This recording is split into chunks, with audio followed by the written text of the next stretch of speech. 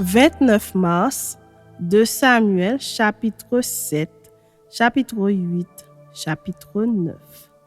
Lorsque le roi habita dans sa maison et que l'Éternel lui eut donné du repos, après l'avoir délivré de tous les ennemis qui l'entouraient, il dit à Nathan le prophète, « Voici donc, j'habite dans une maison de cèdre, et l'ange de Dieu habite au milieu d'une tente. » Nathan répondit au roi, « Va, fais tout ce que tu as dans le cœur, car l'Éternel est avec toi. » La nuit suivante, la parole de l'Éternel fut adressée à Nathan. « Va dire à mon serviteur David, ainsi parle l'Éternel. Est-ce toi qui me bâtirais une maison pour que j'en fasse ma demeure? Mais je n'ai point habité dans une maison depuis le jour où j'ai fait monter les enfants d'Israël hors d'Égypte jusqu'à ce jour. J'ai voyagé sous une tente et dans un tabernacle. Partout où j'ai marché avec tous les enfants d'Israël, ai-je dit un mot à quelqu'un des tribus d'Israël à qui j'avais ordonné de paître mon peuple d'Israël? Ai-je dit, pourquoi ne me bâtissez-vous pas une maison de cèdre? Maintenant tu diras à mon serviteur David, ainsi parle l'Éternel des armées. Je t'ai pris au pâturage derrière les brebis pour que tu fusses chef sur mon peuple, sur Israël. J'ai été avec toi partout où tu as marché. J'ai exterminé tous tes ennemis devant toi et j'ai rendu ton nom grand comme le nom des grands qui sont sur la terre. J'ai donné une demeure à mon peuple, à Israël, et je l'ai planté pour qu'il y soit fixé et ne soit plus agité, pour que les méchants ne l'oppriment plus comme auparavant, et comme à l'époque où j'avais établi des juges sur mon peuple d'Israël. Je t'ai accordé du repos en te délivrant de tous tes ennemis. Et l'Éternel t'annonce qu'il te créera une maison. Quand tes jours seront accomplis et que tu seras couché avec tes pères, j'élèverai ta postérité après toi, celui qui sera sorti de tes entrailles, et j'affermirai son règne. Ce sera lui qui bâtira une maison à mon nom, et j'affermirai pour toujours le trône de son royaume. Je serai pour lui un père et il sera pour moi un fils. S'il fait le mal, je le châtierai avec la verge des hommes et avec les coups des enfants des hommes. Mais ma grâce ne se retirera point de lui, comme je l'ai retiré de Saül, que j'ai rejeté devant toi. Ta maison et ton règne seront pour toujours assurés, ton trône sera pour toujours affermi. » Nathan rapporta à David toutes ces paroles et toute cette vision. Et le roi David alla se présenter devant l'Éternel et dit, « Qui suis-je, Seigneur éternel, et quelle est ma maison pour que tu m'aies fait parvenir où je suis? C'est encore peu de choses à tes yeux, Seigneur éternel. Tu parles aussi de la maison de ton serviteur pour les temps à venir. Et tu daignes instruire un homme de ces choses, Seigneur éternel. Que pourrais te dire de plus, David? Tu connais ton serviteur, Seigneur éternel. À cause de ta parole et selon ton cœur, tu as fait toutes ces grandes choses pour les révéler à ton serviteur. Que tu es donc grand, éternel Dieu, car nul n'est semblable à toi, et il n'y a point d'autre Dieu que toi, d'après tout ce que nous avons entendu de nos oreilles. Est-il sur la terre une seule nation qui soit comme ton peuple, comme Israël, que Dieu est venu racheter pour en former son peuple, pour se faire un nom et pour accomplir en sa faveur, en faveur de ton pays, des miracles et des prodiges, en chassant devant ton peuple que tu as racheté d'Égypte des nations et leurs dieux? Tu as affermi ton peuple d'Israël pour qu'il fût ton peuple à toujours. Et toi, Éternel, tu es devenu son Dieu. Maintenant, Éternel Dieu, fais subsister jusque dans l'éternité la parole que tu as prononcée sur ton serviteur et sur sa maison, et agis selon ta parole. Que ton nom soit à jamais glorifié, et que l'on dise, l'Éternel des armées est le Dieu d'Israël, et que la maison de ton serviteur David soit affermie devant toi. Car toi-même, Éternel des armées, Dieu d'Israël, tu t'es révélé à ton serviteur en disant, je te fonderai une maison. C'est pourquoi ton serviteur a pris courage pour t'adresser cette prière. Maintenant, Seigneur éternel, tu es Dieu et tes paroles sont vérité et tu as annoncé cette grâce à ton serviteur. Veuille donc bénir la maison de ton serviteur afin qu'elle subsistât toujours devant toi, car c'est toi, Seigneur éternel, qui as parlé et par ta bénédiction, la maison de ton serviteur sera bénie éternellement. Chapitre 8. Après cela, David battit les Philistins et les humilia, et il enleva de la main des Philistins les reines de leur capitale.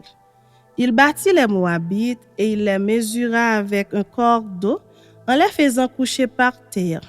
Il en mesura 2 cordeaux pour les livrer à la mort, un plein cordeau pour leur laisser la vie. Et les Moabites furent assujettis à David et lui payèrent un tribut.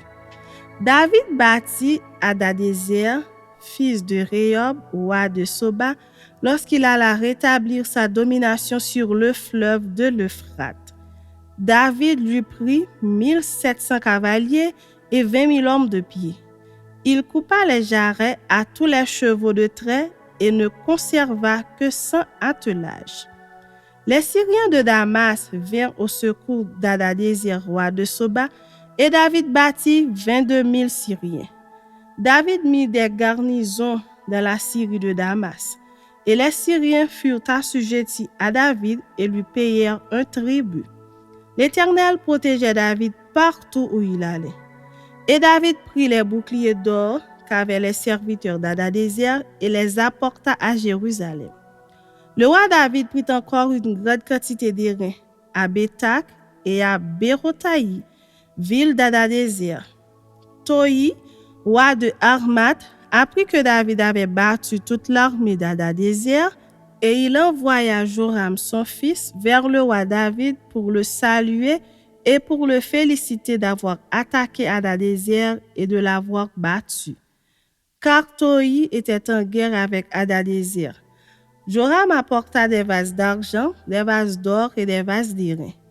Le roi David les consacra à l'Éternel, comme il avait déjà consacré l'argent et l'or pris sur toutes les nations qu'il avait vaincues, sur la Syrie, sur Moab, sur les fils d'Ammon, sur les Philistins, sur Amalek et sur le butin d'Hadadézer, fils de Rehob, roi de Soba.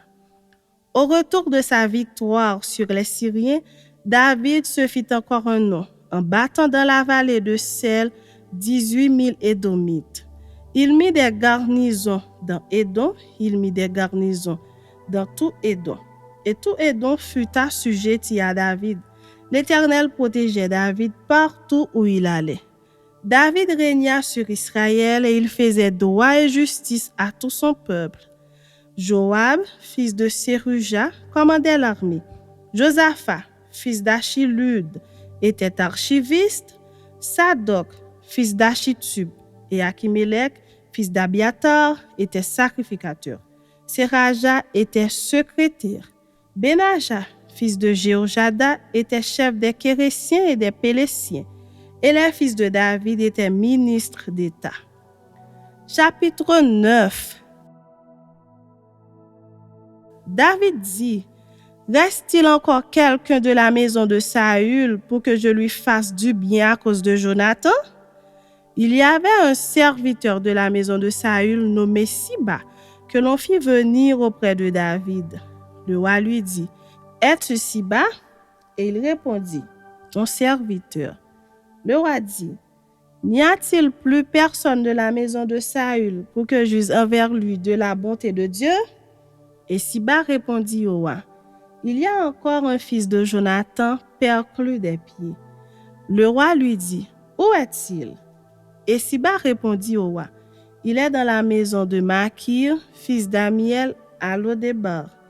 Le roi David l'envoya chercher dans la maison de Makir, fils d'Amiel, à Lodébar. Et Méphibosheth, fils de Jonathan, fils de Saül, vint auprès de David, tomba sur sa face et se prosterna. David dit: Méphibosheth. Et il répondit: Voici ton serviteur. David lui dit: Ne crains point, car je veux te faire du bien à cause de Jonathan ton père. Je te rendrai toutes les terres de Saül, ton père, et tu mangeras toujours à ma table. Il se prosterna et dit, qu'est ton serviteur pour que tu regardes un chien mort tel que moi? Le roi appela Siba, serviteur de Saül, et lui dit, je donne au fils de ton maître tout ce qui appartenait à Saül et à toute sa maison. Tu cultiveras pour lui les terres, toi, tes fils et tes serviteurs, et tu feras les récoltes afin que le fils de ton maître ait du pain à manger. Et Méphibosheth, fils de ton maître, mangera toujours à ma table. Or, Siba avait 15 fils et 20 serviteurs. Il dit au roi, ton serviteur fera tout ce que le roi mon seigneur ordonne à son serviteur. Et Méphibosheth mangea à la table de David comme l'un des fils du roi. Méphibosheth avait un jeune fils nommé Mika, et tous ceux qui demeuraient dans la maison de Siba étaient serviteurs de Méphibosheth. Méphibosheth habitait à Jérusalem, car il mangeait toujours à la table du roi. Il était boiteux des 2 pieds.